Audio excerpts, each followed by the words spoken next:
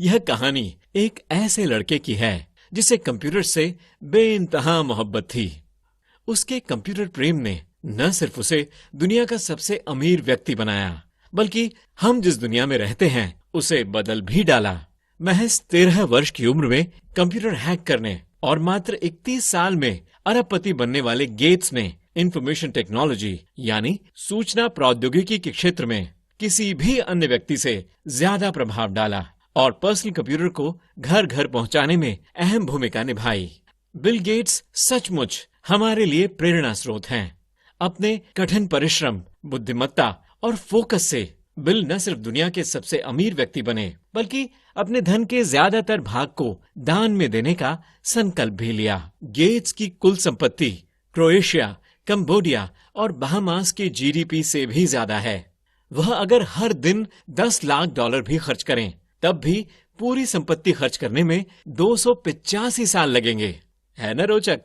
Bill Gates का पूरा नाम विलियम हेनरी गेट्स है। उनका जन्म 28 अक्टूबर 1955 में वॉशिंगटन के सिएटल शहर में एक समृद्ध परिवार में हुआ था।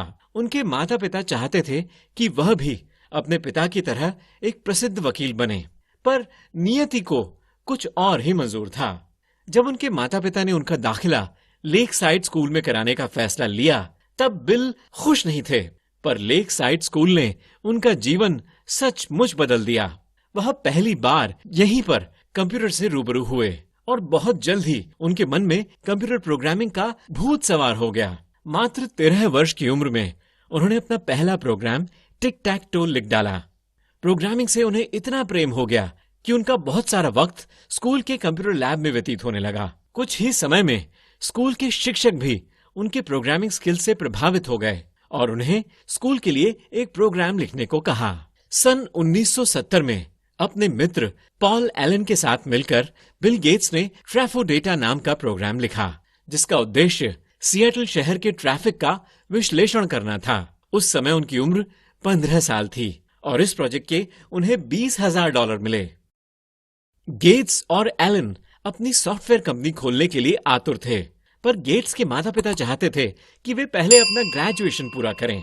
सन 1973 में गेट्स ने हार्वर्ड में दाखिला लिया। वहां भी उनका ज्यादातर वक्त कंप्यूटर्स के साथ ही व्यतीत हो रहा था। उधर वॉशिंगटन यूनिवर्सिटी में शिक्षारत पॉल एलन ने सन 1974 में अपनी पढ़ाई छोड़ दी और हनीवेल कंपनी में काम करने लगे। सन 1975 में अपने माता पिता की इच्छा के विरुद्ध बिल गेट्स ने अपनी पढ़ाई छोड़ दी और पॉल एलन के साथ काम में जुट गए। कुछ समय पश्चात दोनों ने माइक्रोसॉफ्ट की स्थापना की। आज माइक्रोसॉफ्ट एक सफल कंपनी है, पर यह सफलता एक दिन में हासिल नहीं हुई। माइक्रोसॉफ्ट को इस मुकाम पर पहुंचने में बिल गेट्स का बहुत बड़ा योगदान रहा है। कंपनी के सामने जब जब कठिन परिस्थितियां आईं, तब तब बिल ने अपनी बुद्धिमत्ता और दूरदर्शिता से उन्हें अवसर में बदल दिया। सन 1975 में जब MITS कंपनी ने अल्टेयर 8800 नाम से एक कंप्यूटर बाजार में उतारा, तब बिल और एलन को इसमें बड़ा अवसर दिखाई दिया और उन्होंने MITS से संपर्क कर यह बताया कि वे दोनों इस कंप्यूटर पर चलने वाला एक बेसिक इंटरप्रेटर बना रहे हैं। पर वास्तविकता में उनके पास कोई प्रोग्राम नहीं था और न ही वे किसी प्रोग्राम पर काम कर रहे थे। बकौल बिल गेट्स, दरअसल हम यह देखना चाहते थे कि MITS हमारी बात में कितनी दिलचस्पी दिखाता है। दोनों ने मिलकर कुछ हफ्तों में ही प्रोग्राम लिख डाला और उसे MITS के सामने सफलतापूर्वक डेमोन्स्ट्रेट भी कर दिया। तत्पश्चात उन्होंने अपने इंटरप्रेटर अल्टेयर बेसिक के वितरण के लिए MITS के साथ करार किया। इस प्रकार यह माइक्रोसॉफ्ट का पहला प्रोडक्ट बना। शुरुआती सालों में बिल गेट्स माइक्रोसॉफ्ट द्वारा बनाए गए लगभग हर एक प्रोग्राम की कोडिंग खुद जांचते थे और कई बार तो संपूर्ण कोड दोबारा लिखते थे। इससे उनके फोकस और प्रतिबद्धता का ज्ञान होता है। ऐसे मूल्य जिन्होंने माइक्रोसॉफ्ट को सफलता की बुलंदियों पर ले जाने में अहम भूमिका निभाई। मात्र 23 वर्ष की उम्र में बिल गेट्स माइक्रोसॉफ्ट के मुखिया बन गए, जिसके बाद उन्होंने पलटकर पीछे नहीं देखा। सन 1980 में माइक्रोसॉफ्ट को एक बड़ा अवसर मिला जब जानी मानी कंपनी IBM ने उनके सामने अपने पर्सनल कंप्यूटर के लिए ऑपरेटिंग सिस्टम बनाने का प्रस्ताव रखा। माइक्रोसॉफ्ट के पास ऐसा कोई प्रोग्राम नहीं था, पर बिल ऐसे मौके को खोना नहीं चाहते थे। उन्होंने सिएटल कंप्यूटर प्रोडक्ट्स नाम की एक कंपनी से 86 डॉस नाम के ऑपरेटिंग सिस्टम का विशेषाधिकार हासिल कर लिया और उसमें बदलाव कर उसे पीसी डॉस के नाम से आईबीएम को $50,000 में बेच दिया।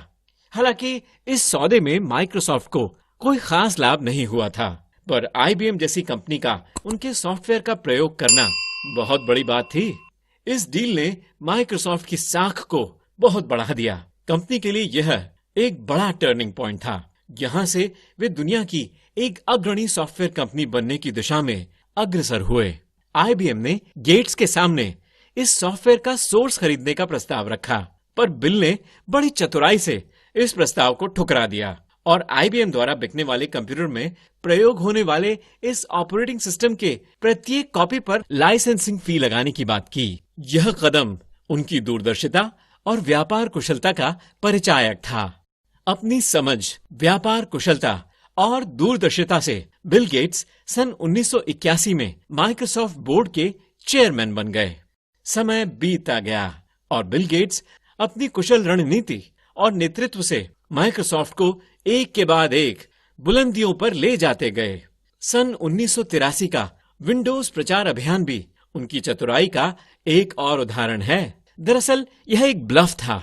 माइक्रोसॉफ्ट के पास इस प्रकार का कोई प्रोग्राम ही नहीं था और न ही इस घोषणा के वक्त वे लोग इस तरह के किसी सॉफ्टवेयर पर कार्य कर रहे थे। एप्पल के लिए सॉफ्टवेयर विकसित करते वक्त बिल गेट्स ने उनके कंप्यूटर मैक पर चलने वाले ऑपरेटिंग सिस्टम के विजुअल इंटरफेस को देख लिया था और वे इस बात को समझ गए थे कि मैक पर चलने वाले ऑपरेटिंग सिस्टम का विजुअल इंटरफेस कमाल का था, जो एमएस डॉस के लिए खतरा बन सकता था। अगर ऐसे में मैक लॉन्च हो जाता तो बहुत से एमएस डॉस यूजर्स मैक अपना लेते। बिल यह समझ गए थे कि अगर एमएस डॉस यूजर्स को विंडोज जैसे प्रोडक्ट और उसकी खूबियों के बारे में बताया जाए तो लोग उसके लिए इंतजार कर सकते हैं। माइक्रोसॉफ्ट को विंडोज ऑपरेटिंग सिस्टम लॉन्च करने में 2 साल लग गए, पर उनका यह ब्लफ काम कर गया और उसके बाद माइक्रोसॉफ्ट ने कभी भी पीछे मुड़कर नहीं देखा। सन 1987 में मात्र 31 वर्ष की उम्र में बिल गेट्स अरबपति बन गए और सन 1995 में लगभग $13 अरब के साथ वह दुनिया के सबसे अमीर व्यक्ति बन गए। आने वाले कई सालों तक वे दुनिया के सबसे धनी व्यक्ति बने रहे। अपनी मेहनत, लगन और बुद्धिमत्ता से बिल गेट्स ने दुनिया की सबसे सफल सॉफ्टवेयर कंपनी बनाई। वह पर्सनल कंप्यूटर क्रांति के अग्रिम श्रेणी के उद्यमी माने जाते हैं। स्टीव जॉब्स ने एक बार बिल गेट्स के बारे में कहा था, बिल ने दुनिया की सबसे पहली सॉफ्टवेयर कंपनी बनाई। इससे पहले लोगों को यह नहीं पता था कि सॉफ्टवेयर कंपनी होती क्या है। सफलता, धन और शोहरत को बिल ने अपने ऊपर कभी हावी नहीं होने दिया। वह कभी भी विलासितापूर्ण नहीं रहे, बल्कि समय के साथ साथ और अधिक प्रज्ञ और विनीत होते गए। वह एंड्रू कार्नेगी और डी रॉकफेलर की उदारता और व्यापक परोपकार धर्मिता से बहुत प्रभावित रहे हैं। सन 1994 में उन्होंने विलियम एच गेट्स फाउंडेशन की स्थापना की, जो वर्ष 2000 में बिल एवं मेलिंडा गेट्स फाउंडेशन नाम से एक दातव्य संस्थान बना। यह विश्व में सबसे बड़ा पारदर्शी तरीके से संचालित चैरिटेबल संस्थान है।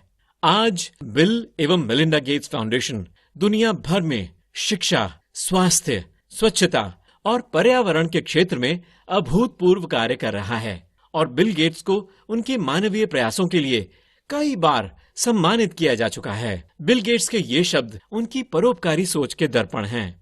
मैंने महसूस किया है कि मेरी दौलत समाज में वापस जानी चाहिए। इतनी दौलत जिसका अनुमान लगाना मुश्किल है, वो किसी के बच्चों को नहीं जानी चाहिए। यह उनके लिए सही नहीं है।